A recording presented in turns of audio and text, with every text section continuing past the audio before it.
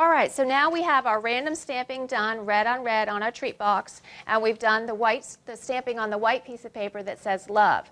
The next stamping that we need to do is for this little tag. And I have the words, again, love, since it's Valentine's Day. I'm going to stamp it on my scrap piece of white paper there, and then I'm going to go ahead and punch it out. And when you're using the punches, you always want to stamp your item first and then punch. That way you can center the punch, your stamp in the punch. And just slide it in like this, center it, punch it out. And then for the background, I need a scrap piece of red. So again, this stamp is the same exact punch, it's just 1/4 of an inch bigger. So when I get ready to layer it, it'll layer really nicely. So all I need to do is take a little bit of my adhesive, place it onto the larger of the 2 triangle squares there, and you have your punch. The next thing we need to add, of course, is the brad and the ribbon.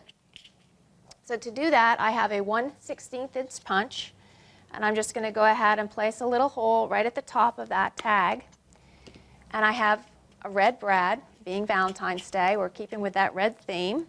And I'm going to take a little piece of red and white checked gingham ribbon.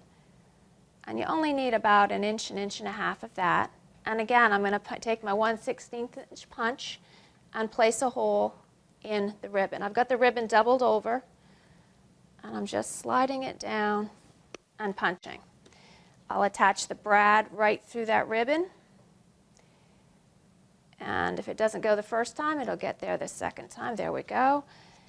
Place this brad in through the hole. Pull the back prongs back. Just trim my ribbon edges so they look sharp. Sometimes it's easier to set it down. And there you have your tag. And now we're ready to move on to the next step.